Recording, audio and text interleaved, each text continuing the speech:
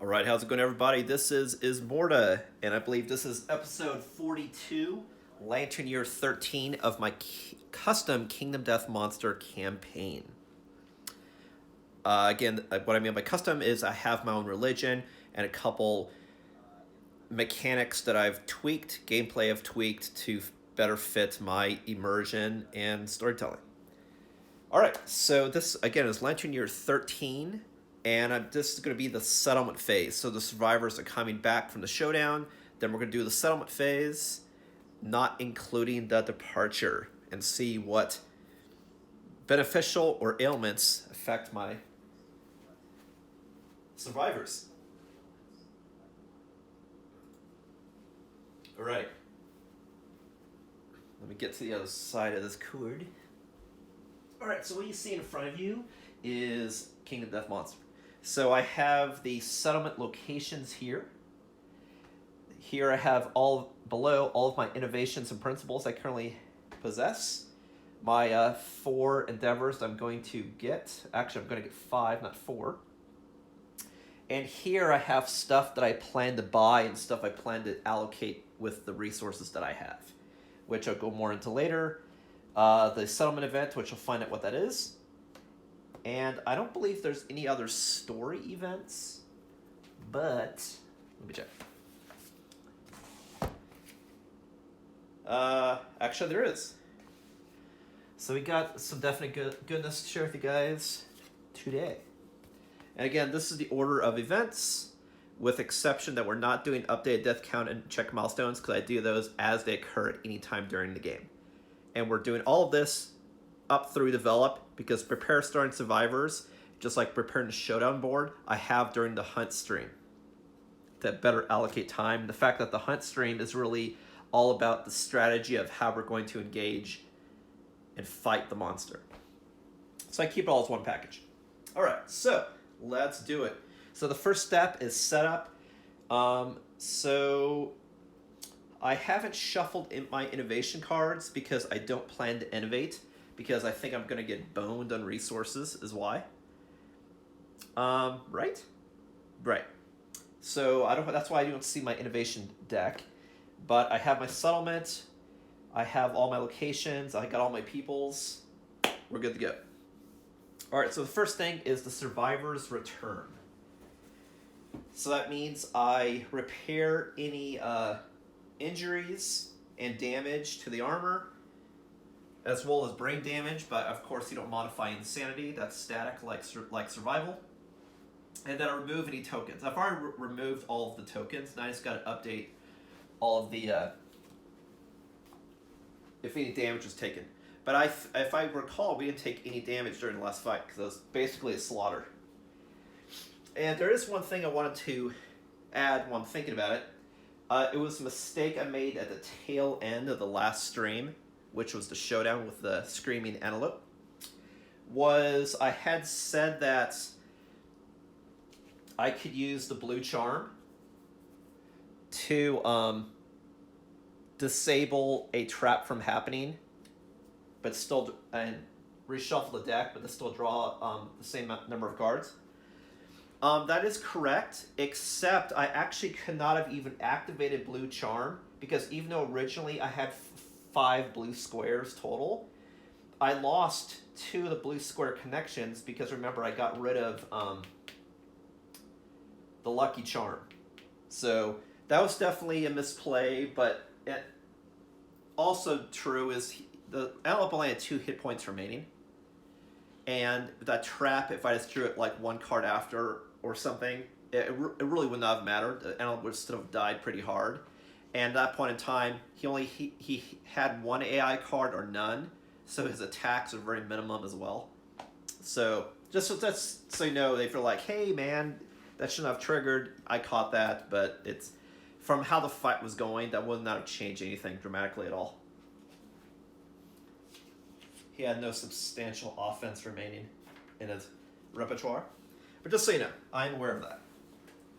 So I currently have 1 Lucky Charm left, and definitely when I remodify the gear, I'll probably put the Lucky Charm over here so we still have that ability to disable traps, which is pretty powerful, especially when you pair it with the ability to see the traps and then have someone go after them. That's pretty cool.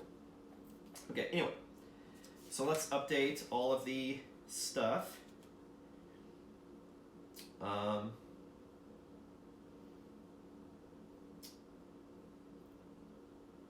This person has 2 armor, 3 different places, but can never modify armor, and took no damage because is immortal, so that makes sense.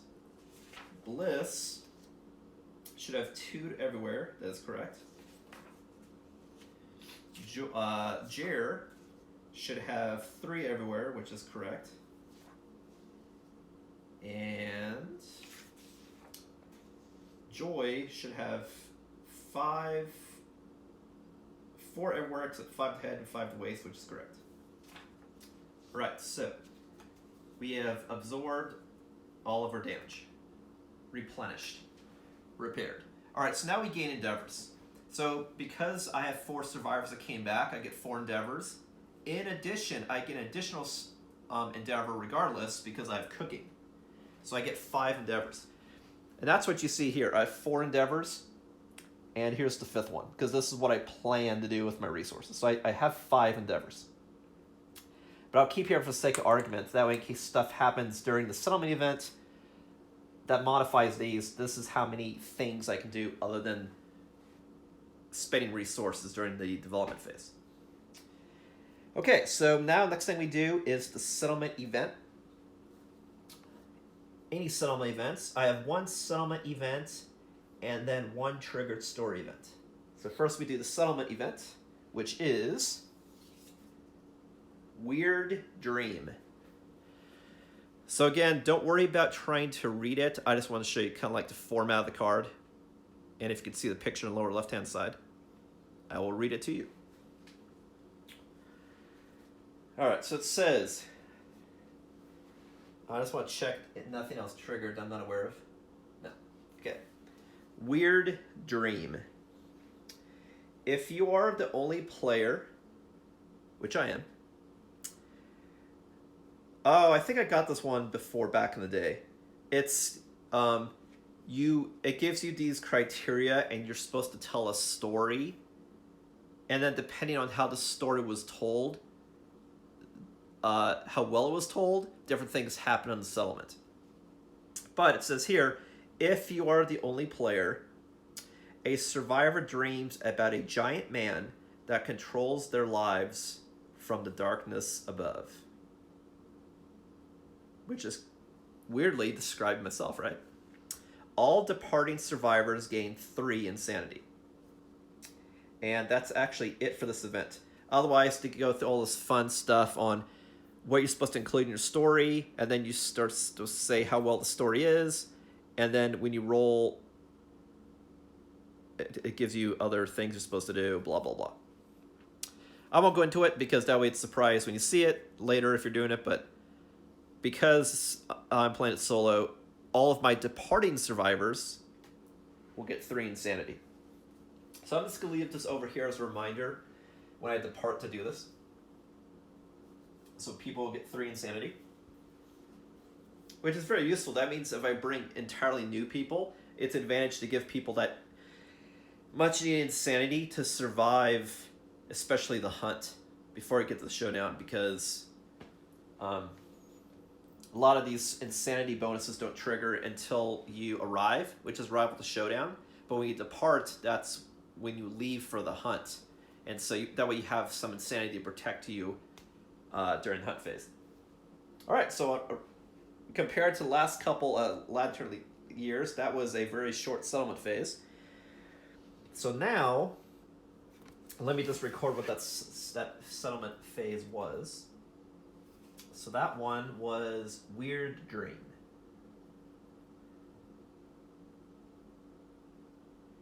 Which I believe I did get once before. Let me see. Yeah, I had that also at Lantern Year 9. Okay, next up is Hands of Heat, which we've seen twice before, which even though it's great that I get Red Fist, which is very powerful, and I use one of my custom additions to the game. Shadow Ritual to share it. It's a huge problem now because every time it happens, they have a feast. Unless I have it stop being a fucking tradition, is the problem. And that's actually why I have this huge stack set up here, because this is what I plan to get rid of during Hands of Heat. Which is a lot of cards, so I really need this to stop happening. But if it becomes too game breaking, I might house rule to modify me even doing it, but anyway. That's how I'm playing thus far. Okay. Hands of Heat, 125. Only because not only do we have Hands of Heat now, but then we also have Hands of Heat a couple years from here in addition. Because when I got Barbaric, it triggered a scheduled Hands of Heat event also on the timeline. That's what's devastating. 125.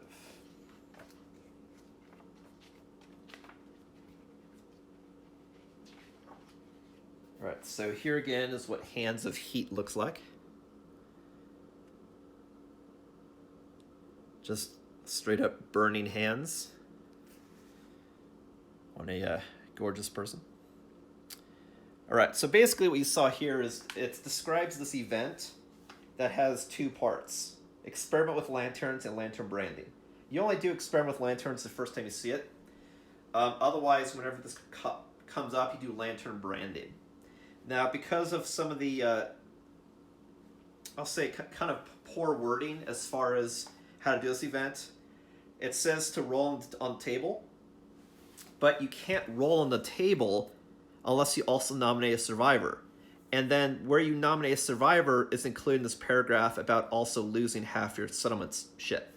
So I'm assuming that whenever this happens, they always have this festival, and this should have said, if you've already done this, proceed with lantern branding, the whole thing, not just roll on table, because you can't, because you have to choose a target, right? So anyway, that's how I'm playing it. I couldn't find any additional rules on the topic, and so I'll just be consistent for the time being. Okay, so lantern branding.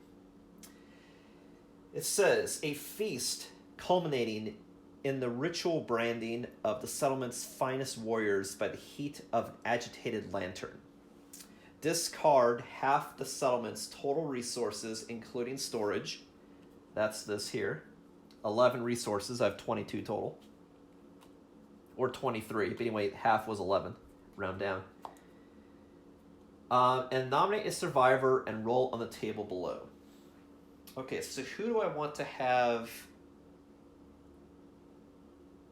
do Hands of Heat is the question. Now, they're not going to get Red Fist. It's more like the person that's just leading this festival. That's doing the tradition of setting themselves on fire. Let's see here. What are our options?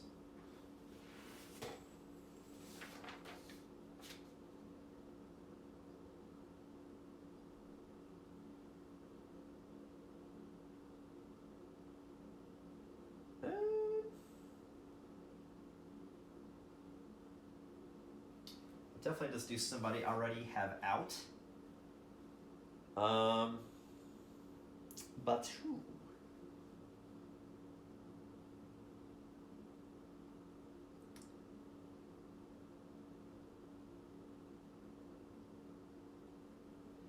Speed and strength. If I had the speed and strength, I'm actually thinking maybe joy. The joy of sticking your hand in fire. I could do that. Her speed's already 2, though. Or Bliss, but Bliss is my savior.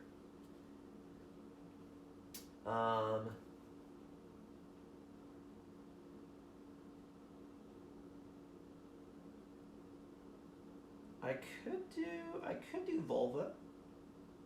I could do that. She doesn't have any stats.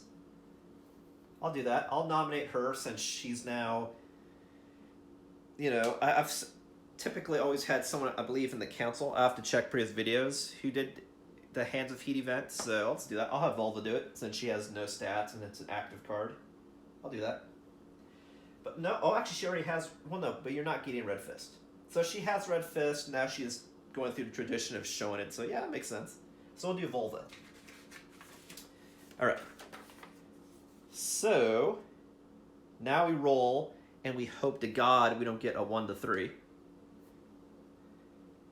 I'm also not opposed to, if I get something that's a 3 or less, to just re-roll until I get something that's not a 3 or less, since I already have this multiple times scheduled. But anyway.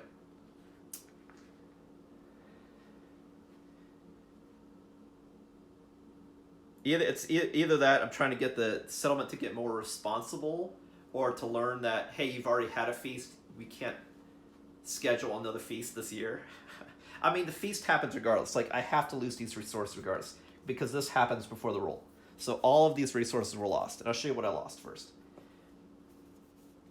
I'm losing basically all my bones, except for what was a specific bird piece, a phoenix piece that I'm keeping for future gear. So I'm losing 3 shank bones and a skull. 1 hide, only because I have to. As you know, I want to keep hides. I have to keep everything else, and I'll go into the why afterwards. 1 beefsteak, and basically all of my other resources, all of my fresh acanthus and my broken lantern. Sad face.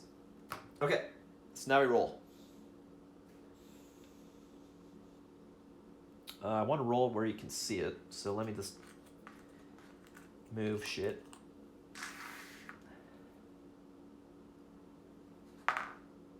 All right, we got a 6, which means something. Once I find where I put my pencil. What did I do? Where is my pencil? Okay. A 6 is branded feet. Gain +1 permanent speed. So Volva's speed is currently +1. Now she gets +2. And you're going to at first say, well, why did you do that? Because Volva still has a slow weapon that she's using, the Twilight Sword. That's true. But once I get to 3 proficiency, then slow goes away. Now I can swing 3 times with a sword that has a high chance of wounding, and once I get higher proficiency, a high chance of also hitting. So it's a great weapon. Cool, so we did that. And most importantly, we don't add the tradition, but I will be doing this again in another 2 or 3 lantern years, so there you have it.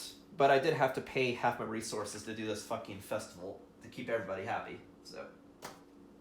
Which is slightly understandable because there's a 75% chance mortality rate.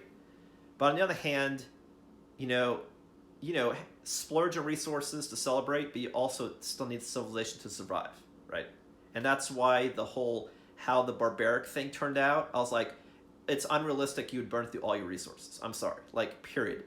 That would not happen, right?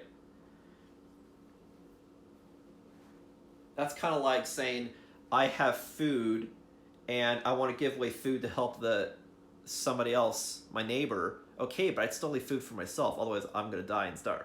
Right? So there's a certain degree to which you can help. Okay, so that was Hands of Heat. Fortunately, we did not add another one, so yay. Alright, so what else we got? We did Hands of Heat, we did Weird Dream. Now we do Develop. Alright. So, before I go further, let me show you my strategy on why I get rid of the resources that I did. And then what do I plan to do. A main factor for what I did as far as resources is I need to spend stuff that is providing a bonus to either the settlement as a whole or my effectiveness in doing hunts and showdowns. I also need to accumulate resources for shit like this, that I have to get rid of something. So it's good like fuel for the fire that I could sacrifice. Now why I kept these particular resources is this is stuff I need in order to do these improvements this lantern year specifically. And so I'll show you what I did. So what I have left in the storage, don't worry about gear, I have a lot of gear, is I have only bird parts that I'm saving. Why do I care? Because certain bird parts off the Phoenix are very hard to get and specifically only come from that monster. So if I'm trying to make specific weapons or gear, I need to start collecting that. That way I can make it as soon as possible. So that's why I kept this. So I could start saving resources to make the rainbow katana and the blood sheath, which pair together, and then also making the Phoenix complete set of armor. That's what I'm working towards. The other resources that I kept is just what you see here, and I'm spending all of it as planned.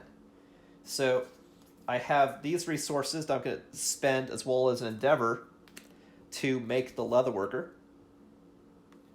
Why am I making that?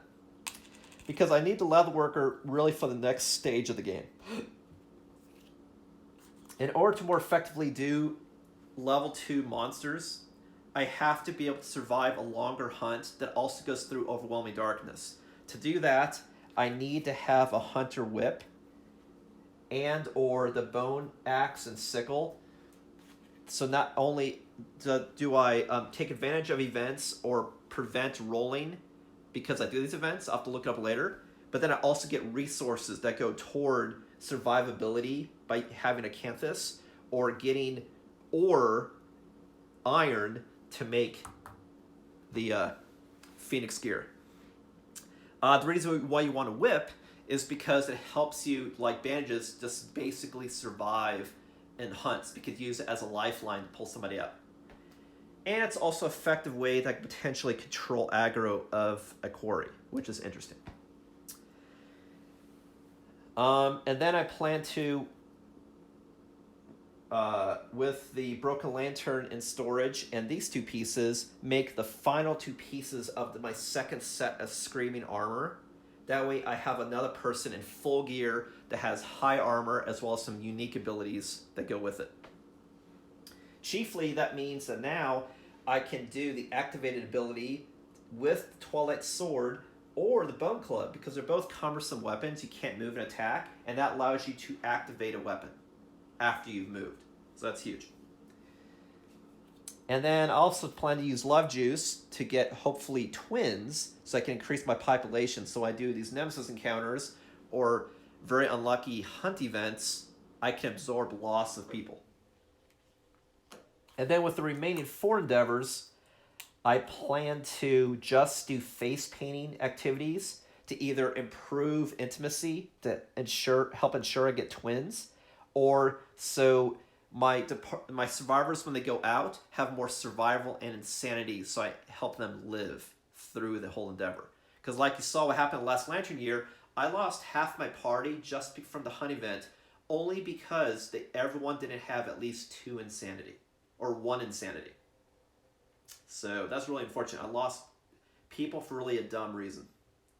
But I had to go out on the hunt, and I couldn't hunt. And the problem there is I couldn't hunt the antelope with people with high insanity, because if they got to 20, then they would instantly be lost due to the whale when the antelope dies. That was the problem. You want to be in that middle range. You want to have a little bit of insanity for protection, but you don't want to have well above 10 insanity, because then bad things could trigger if you're too insane.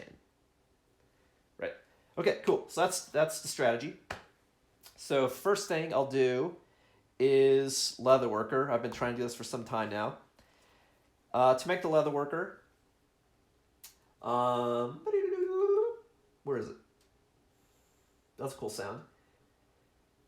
Innovate at the Skinnery, and that costs 3 hide and 1 organ. And I have 2 hides and a spider, which counts as a hide, actually, and a Screaming Brain. So I'm going to spend those 4 in Endeavor to make the leather worker. Yay. Now the leather worker also has a set of gear, which maybe if it's taking too long to make the gear from the plumery, maybe I'll go after the leather worker instead. It's just for the same amount of leather resources, if I find these auxiliary pieces, I could make the Phoenix gear instead, is the thing. But it just depends, because I want to have 4 people with high-level armor, and as good as the ability to regenerate survival is, the fact that it only provides 2 armor is a problem. Because especially when you do a level 2 monster, is their attacks can one-shot you, and the armor is not effectively stopping one attack from taking you to the severe injury table, is the problem. And that's another reason why I want to have Acanthus, because I didn't realize that dried Acanthus, when you would get a severe injury, it automatically, you archive the Acanthus instead of rolling on the table, which is huge. It's like it gives you another save, another survival, another dodge, right?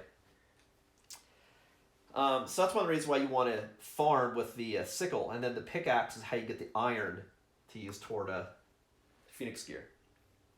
Cool, so I made the leather worker, which also has some other usage. Like I need leather to make a shield, which is great for blocking attacks to help you take less hits. The whip I've already gone into. I need leather for the plumery. And I need leather, actually, to also make the bone items, the farm. So it's a good technology upgrade for settlement that's needed, that I finally was able to do. All right, so next up, I'm going to make the last 2 pieces of the Screaming Antelope set for this character. I should have grabbed the gear, so let me do that. I'm making the headpiece and the waist, which actually provide the most armor. And because now I have the whole set, I get the set bonus as well. All right, so let me get that. This is stuff I have in storage. This is stuff... Here we go. So I'm making the Screaming Horns and the Screaming Skirt. Skirt? Skirt. Which I will show you. So Screaming Horns adds 3 to armor, and then gives the ability that can give people insanity if they're not insane, without Spain survival, as well as give people additional movement. Which you don't want to think is much, but it could be that you're barely that far away, or more specifically, if you dash, then that means it's double. That means you get additional 2 movement. And then I also have Screaming Skirt, which lets me roll +1 on the severe injury table, as well as provides 3 armor. And then for having the entire set completed, now all of those pieces get an additional 2 armor, and I can do the Skewer ability after I do a Slam ability. Slam weakens the monster's toughness and knocks it back 1 space, whereas Skewer gives me a bonus to strength and allows me to advance 1 space to get close to the monster. So it's like I knock it over and then I impale it, as I did. Now I have 2 people with screaming armor, which is awesome.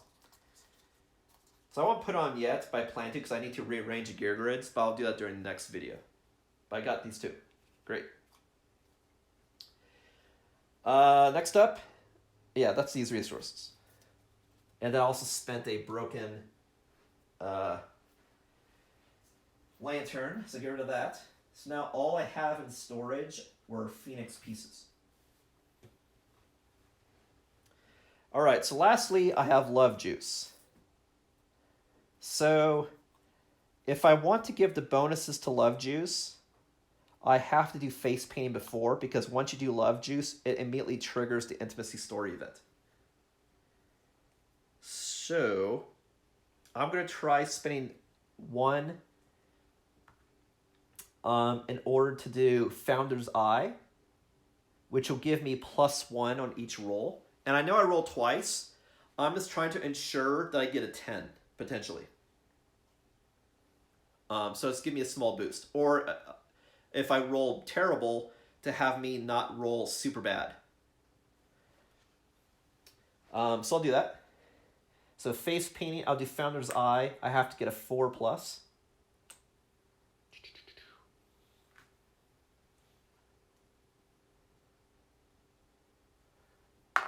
We got a 7, so we're good. So I get +1 on my rolls. So I'll put that here just so I remember. Then next, I'll do Love Juice, which does not take Endeavor. It just allows me to just do it, which is cool. So I need to nominate 2 consenting adults. So who do I have who can embrace each other? Let's see here. I can't do Oko, as I've gone into, because he has Destroy Genitals. I could do Isma, but I typically want to do people that I can take out on the hunt because people get stats because of my light trait to my Ismortah religion. The fact that you get a permanent stat for everyone involved in this moment of bringing life into the world. So I don't want to do Isma, I don't want to do Oko. That leaves 6 other people. But I'm kind of limited on males. Bliss is a male. And Jer. And Jonas, that's true. I'll also have Jonas. The fact that I haven't used Jonas yet, I think I'll use Jonas. And I know right now I have a little bit of inbreeding. I have the kids copulating with the mother or with the sister of the mother, but that's a very small population, right? That's the current problem. All right, so I think I'll do that. So I'll create the gear card for Jonas as well. So Jonas is a male. He was the identical twin of Jer, actually. And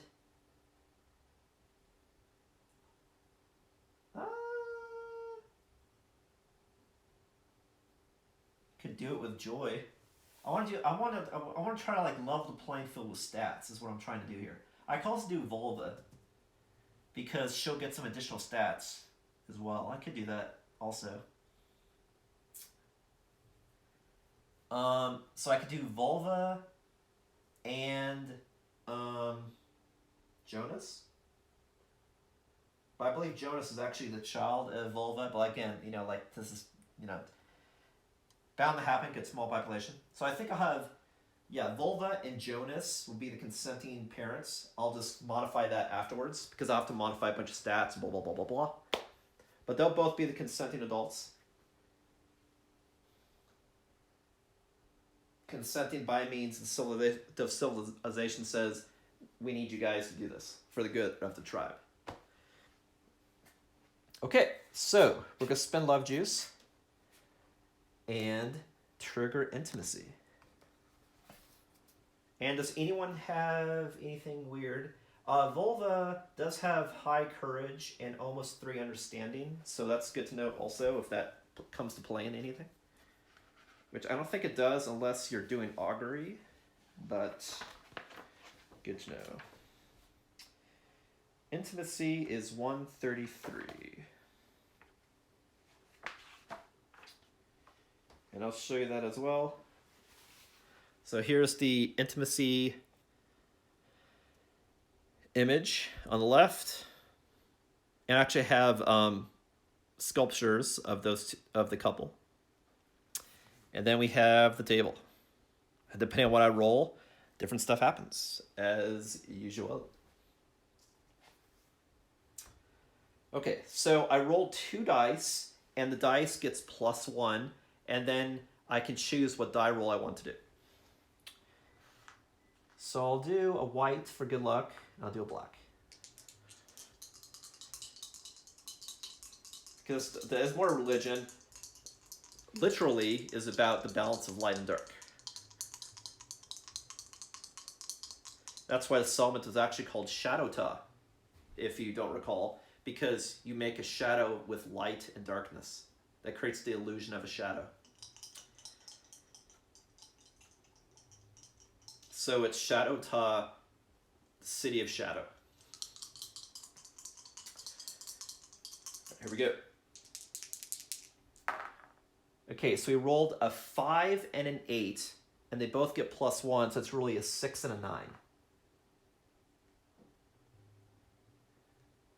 If I can find it. If I can find the number.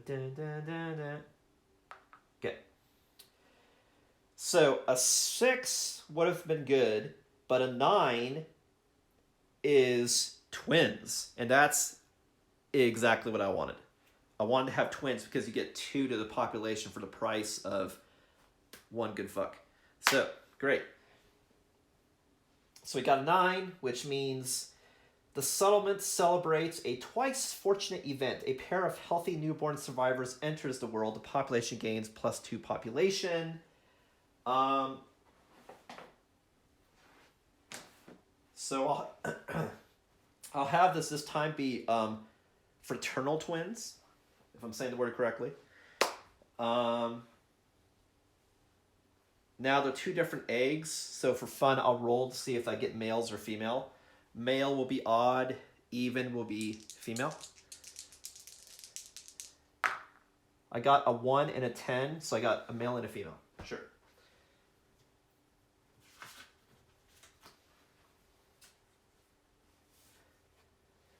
I'll create the names now, but I'll add stats and any potential gear cards later. So I have 2 more people, so the population goes from 8 to 10, which is great. And we got another male and another female. And I think I may even have to start using another gear grid, potentially. I mean, another settlement. And then, okay, so what are the 2 names of these kids? I like now doing it as part of a theme. I didn't think about this ahead of time at all. So what do I do for... I'm thinking about a theme now for these, for fun, is I'm looking at my... well, you can't see it, but I have a shelf of board games behind this table. And I think I'll take parts of 2 different board games as the name of these kids.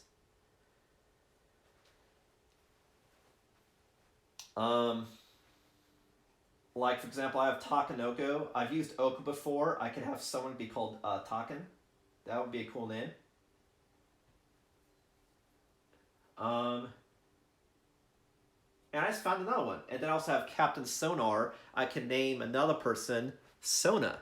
So I can have Sona female and Taken male. That's awesome. We're going to do it. That's great. Okay, so the male is Taken. No, it's spelled, it looks like it's spelled taken, but it's Taken. And then we'll do Sona.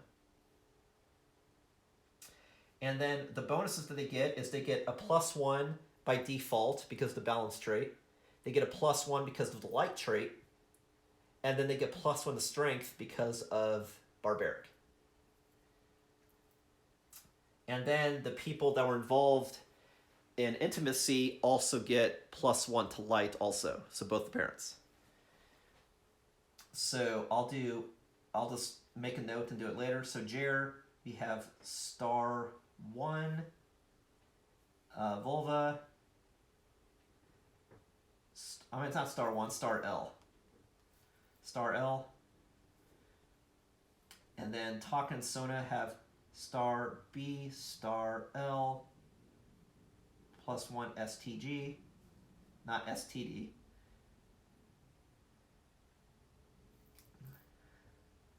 This is just so I know to modify it later. Star B, star L, +1 STG.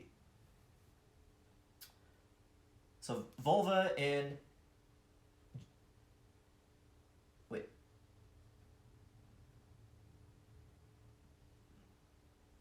No, it wasn't Jer. That's not who was involved. It was Jonas, right? Yeah, it wasn't Jer. It was Jonas. It was the other one. So he actually gets LL. because I haven't created the gear grid yet for that person.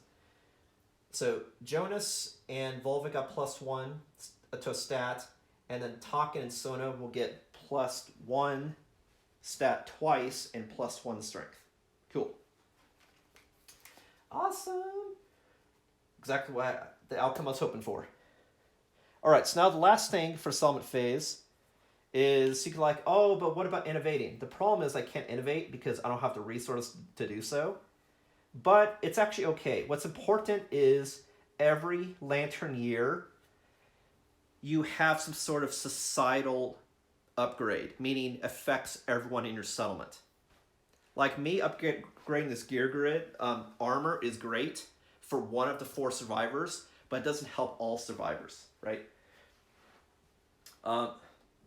So last year, I actually had 2 innovations technically, because I got barbaric and cooking, and then this year we're getting the leather worker. That way, next year, well, probably not next year because this year we have a Nemesis Encounter, but the year afterwards, now when we start getting resources, I can start actually making shit at the leather worker. Once I get hides, then I can turn them into leather. Now, what I'm going after innovation-wise, just so you know, is I'm gunning for the one that gives me surge, because now that I have so much survival, if I have someone in range and the rest of the team is in range to do damage to a monster, they can at least attack twice. And especially if I do the person with the cat gear, that means I can actually attack 4 times, because I can do 2 activations. And I can spend an activation to attack with 2 different weapons. So that's 4 attacks. And I'm also gunning for... shit, it just escaped me.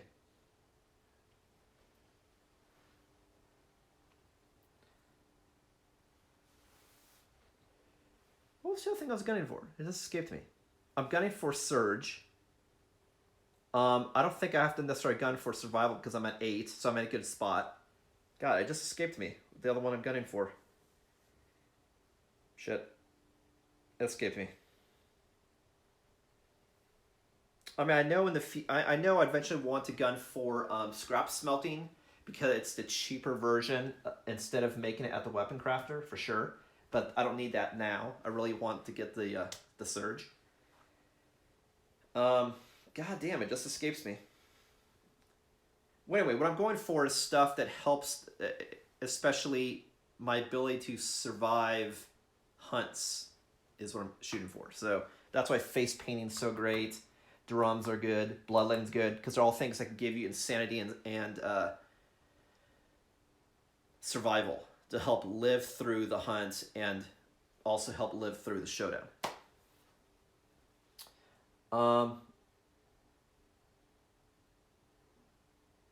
Yeah, so innovations always have great stats. It's just, you know, I'm limited on resources. I actually have none left I can spare. All right, cool. So now I have 3 left because I've spent 2. Actually, wait. Did I? No. I spent 1. Wait a minute.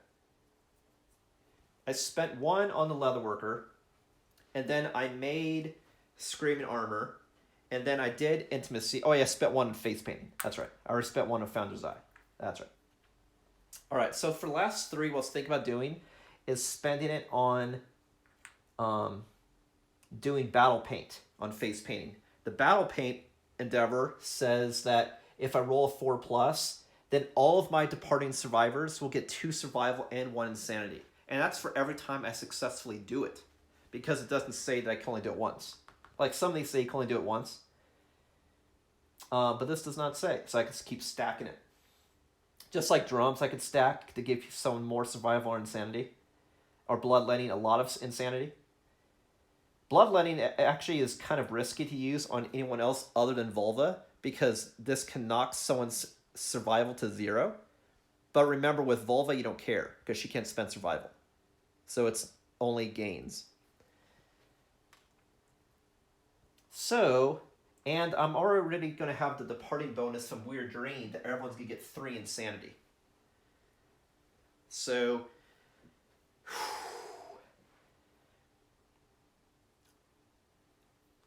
I could potentially do face painting twice with battle paint. If that goes well, for the last one I can actually do bloodletting on Volva. That way I chance either giving her a lot of insanity, some insanity, or a chance giving her a lot of insanity and then also removing a mental disorder, which would be great. That way it will start normalizing the character. And to be honest, I could even normalize the fact that get rid of Immortal. I just think that's a really unique ability, but it's the fact that I get rid of this other shit. The fact that Traumatized and Honorable are kind of annoying, because Honorable, as I had down here, I just spoke it incorrectly last stream, you cannot attack, blind spot, or knock down creature. So I can potentially get rid of that. Plus, I haven't used it before yet, so it'd be fun to use. Drums I've used before to get Rhythm Chaser, which that would be an interesting one to add as well. But to do that, I have to not have a heavy weapon. And the Twilight Sword technically is not a heavy weapon, even though you think it is. It says Finesse. So it's a long weapon, but must be relatively lightweight. You have to use 2 hands. So I could do that also. I could actually go 1, 2, 3 potentially. What's cool about drums is you don't roll for it. Like face paint and bloodletting, you're rolling to see how effective it is. Drums, it's static. So if I just want to pile up stats on a particular person, like ton of insanity or ton of survival, I can totally do that. But anyway, we'll do battle paint once. So we've already done Founder's Eye. Now let's try doing battle paint. Okay. I need a 4 or better. I rolled a 9. So it was a success. So I'll put it over here to remember. So all my departing survivors will get an additional 2 survival, 1 insanity. So everyone that departs right now is going to get 5 survival and 4 insanity. Because I get 3 survival by default when I depart. So put that there so remember as well. Bonuses. Okay. 5 survival and 4 insanity. That's great. Now, on my survival, I could go to 8. So I could do it again. But then I want to be careful who I send out because you don't want to be too high. But I think I might do it again. And then the last one, I'm thinking about doing bloodletting.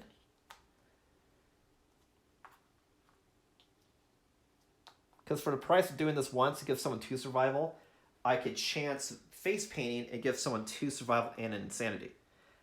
The reason why you wanted the drums is kind of interesting is because there's no risk. You could flat out give someone either insanity or survival based on what you want to do. Or I can give someone 1 additional evasion. That's interesting too, because if I do that on somebody like Bliss and don't give the Bone Club, I can act and give the Bone Club, let's say, to the person with a spear or something instead. Then she will have very high evasion, actually. The evasion will actually be a 4. That's actually really good. That's interesting also. Now, Volva's getting 4 insanity. She'll be at 16. So I think that's a good number. It just, all of the damage goes there. So if she takes 3 damage and 4 damage and 3 damage, that's going to be, 10. But then she'll be able to absorb 3 attacks, is what it is. So I think she's probably in a good spot. Because it would be 11 plus 5 if she goes out. Of course, I don't think I'm going to have her go up because it's a Nemesis Encounter. And I don't want her to die because I want to keep the Twilight Sword. So that is also true.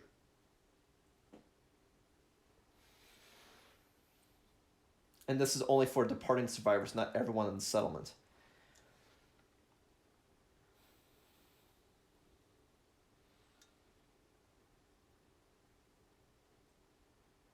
See, I can gamble with bloodletting to give 3 or 6 insanity, or 0. Whereas do drums, I can just give 2. Plus this, if I lose, I get +1 understanding. Like this, that one I want to do regardless. I want to do that regardless in Volva.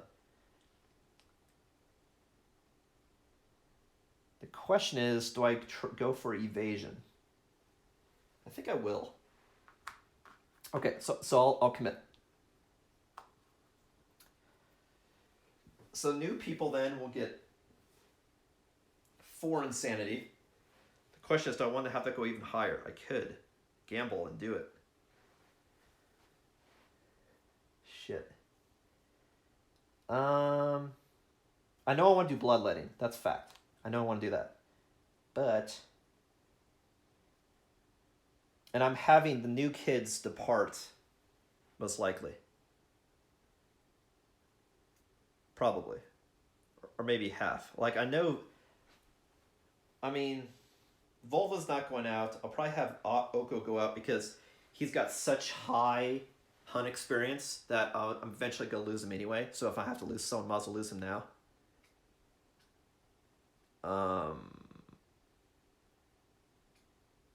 Plus his insanity is so high I can't even have him hunt the antelope also. But I don't know. It's something to think about, which I'm not going to make a decision now. But do I do face painting again? I mean, if you go story-wise, it wouldn't make sense. So I painted the couple's faces who had sex. I painted the people's faces who are going out in the battle. So you can't paint someone's face twice. So it probably would make more sense if I do bloodletting first, and then potentially do drums to get the evasion. I'll do drums first. Okay. So I'll do drums, and I'll get Rhythm Chaser, Fighting Art, and I'll give to someone who already has some decent evasion. That way they have super evasion, as they do. So,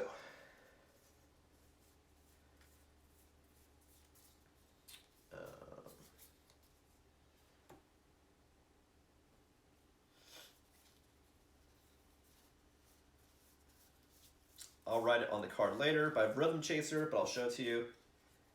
On arrival, if the person has no heavy gear and a musical instrument, they get a +1 evasion token.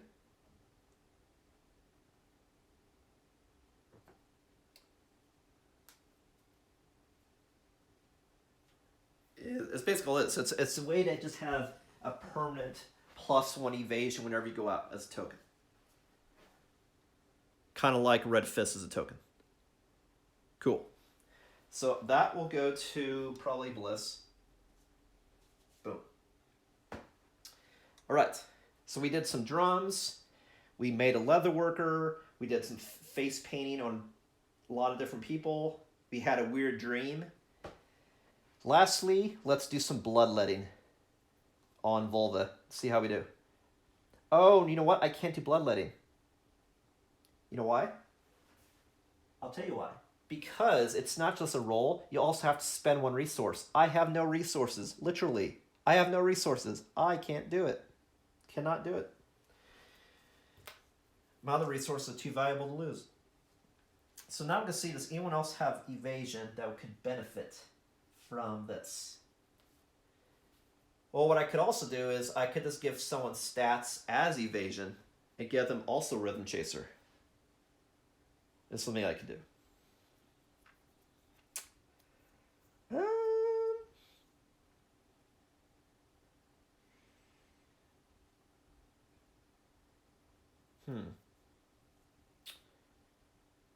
Yeah, I could do that.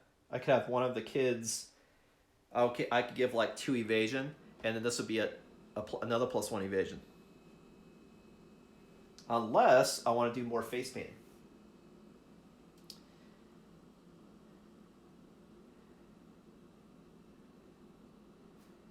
You know what?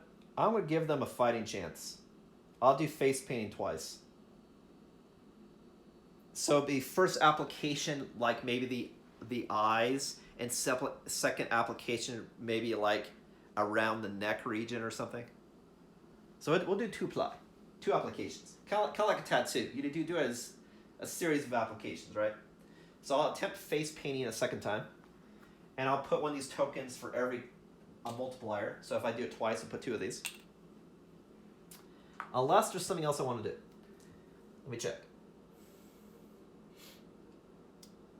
Bed doesn't apply. That's good to know because if I have, during the Nemesis Encounter, if people get broken ribs, this allows me to heal all the broken ribs, severe injuries. Total, like everybody. That's awesome. That's actually good to know.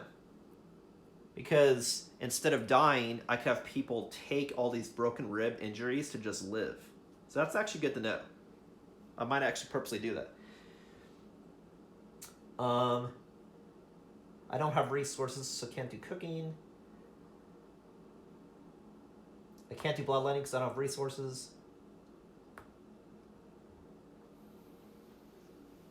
Yeah, I'll give someone else Rhythm Chaser. That way I have 2 people that can evade. I'll do that. I'll do another Rhythm Chaser, and I'll just give it to 2 characters.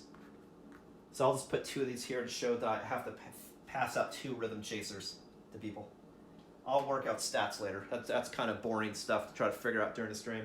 Hey, what number am I going to modify on this table?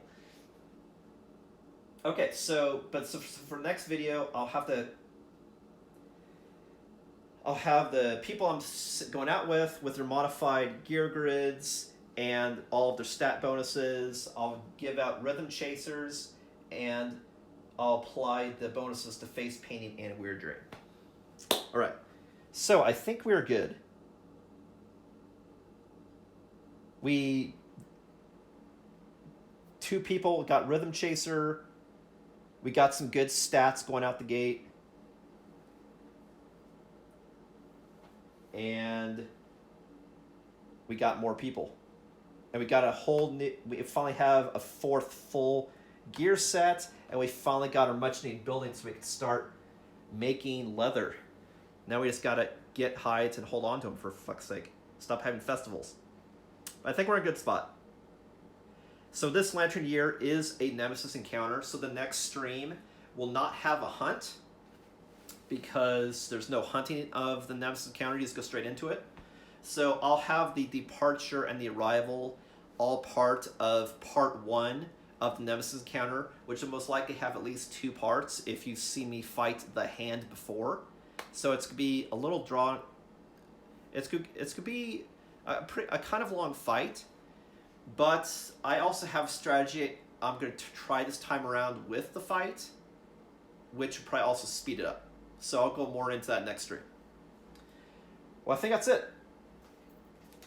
That was actually a good settlement phase for once. We haven't had a good one in some time now. I mean, we've had settlement phase which had great things happen. It just at the same time it also had bad things happen. But you know, that's the balance of light and dark, right? Bizarre. All right. Well, again, this is Ismortah. Thanks for watching, and I'll catch you on the next episode of Kingdom Death Monster.